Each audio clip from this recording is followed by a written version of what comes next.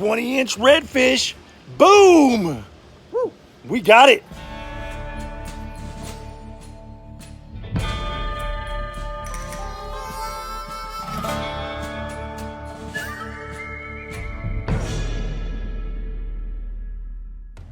On this episode of the Gheenoe Guy, we're going on a little bit of a creek run, and we're having us a little competition. Last time we went, Jeremy Bouchard got the redfish, put me to shame, and got the fish, put it in the boat, had a little smack talking. So on this episode here, we got us another competition going. Who can get the most fish and who can get the biggest fish? So hopefully this time it's payback. So we've already stopped by the bait store. We picked up 7 dozen muds and 3 dozen shrimp. And so we're gonna throw some live bait today. All right, well, me and Bucci here out on the creek. Looks like a beautiful day so far. Got a little bit of wind, but not too bad, enough just to cool us down. When we're out there, he's got his new Penn Battle 3 fishing pole. Boom! And he brought some of his own tackle since he lost a ton of mine last time. So we're out here gonna fish some of the docks first, and then we're gonna go deeper in the creek. We're fishing these knocker rigs with some muds right now. We do have some shrimp as well, but we're starting off with the muds. He's got a Carolina rig, I got a knocker rig. We're gonna see what happens. So after reviewing the video, found out my new aerator about there's a lot of noise coming from it. So I'm gonna be doing some voiceovers with this portion right here. I just lost my anchor pole, and it fell over when it came off the loop for the rope. So I decided I was gonna go ahead and get out and let's see if I can feel around for it and see if I can find this anchor pole. They're about $75 on Amazon. So I was really kind of bummed out about losing it. It's all my fault though.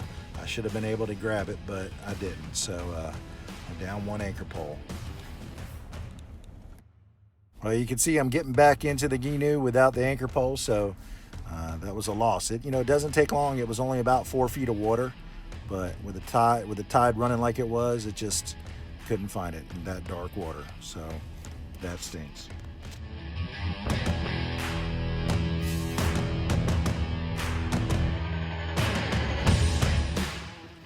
All right, well, we're getting the mangroves biting, but that's about it.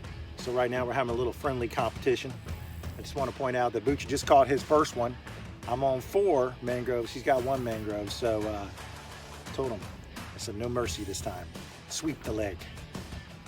It's on.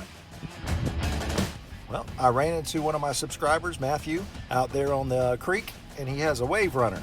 He's got that wave runner set up pretty cool. It's got some rod holders and some crates and stuff and things for the back of it. So I just wanted to kind of show off his wave runner real quick. And if you're watching, Matthew, maybe you could post something on YouTube and show us your setup. And thanks for watching.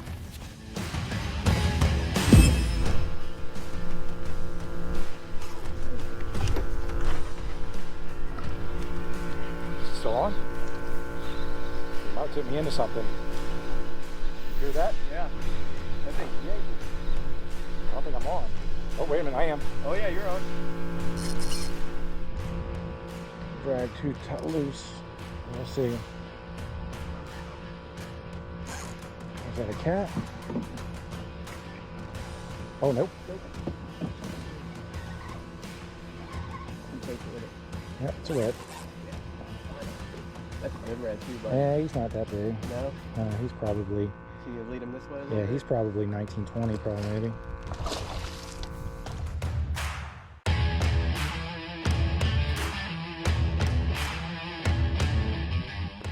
Well, I had to do a little more voiceovers because the aerator was too loud, so I won't be using that aerator anymore. But I ended up finally getting on a redfish and got a 20-inch red here.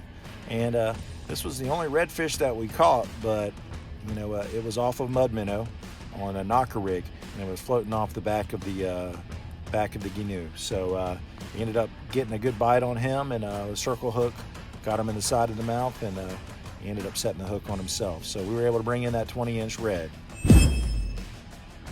Well, and then we went closer to the inlet and ended up getting a bite on something. We weren't sure what it was at first. We thought it was could have been a little tarpon or a snook, but it ended up being a pretty good sized bluefish. And I don't know, bluefish, man, those suckers fight hard, and He was jumping all around, and I could tell it wasn't a ladyfish because it was a little thicker. So it was a pretty good fight. It wasn't a target species, obviously, so we threw him back, but we ended up having a nice catch with him. But that was about all we caught near the inlet. So it was a really, really low tide, and with that low tide, I don't know if that affected the fishing a lot. And here's the photo of the bluefish that we brought in. Once again, the aerator was too loud, so we had to cut out all the sound. But once we started heading back to the boat ramp, heard something weird. This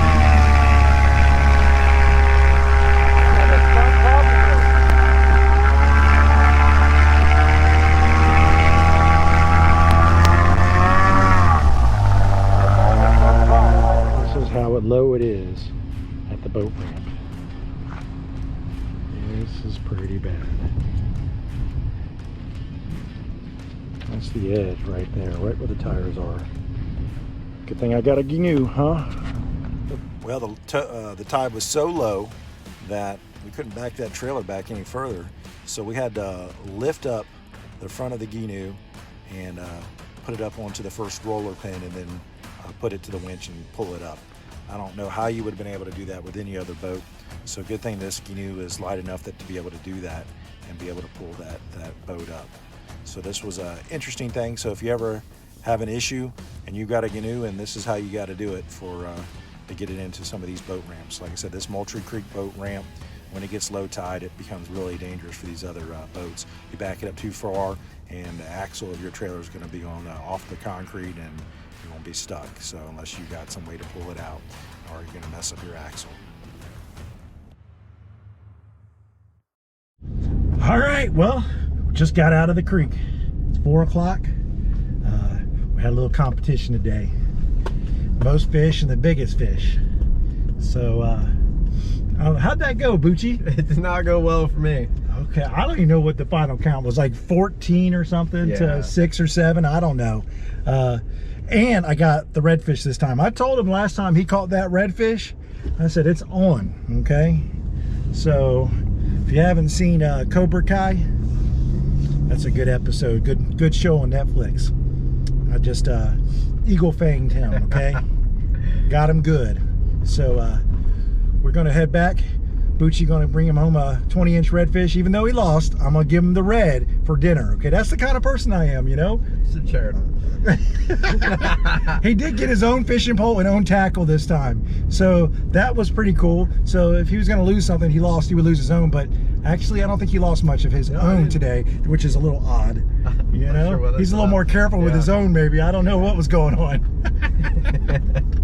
Well, we did catch a pretty good blue, but I mean, it was really, really low. I put this up. It should be in the video of loading that Gheenoe onto during super low tide, and you couldn't do that with any other boat. So it was pretty cool. We had to just lift up the front of it. You know, nobody else would have been able to get out of that boat ramp at that point. So one of the perks of a Gheenoe, some of the bad parts of a Gheenoe is you might fall out of it. So make sure you check out that episode of me falling out of my Gheenoe. Bucci made sure to remind me of that all the time.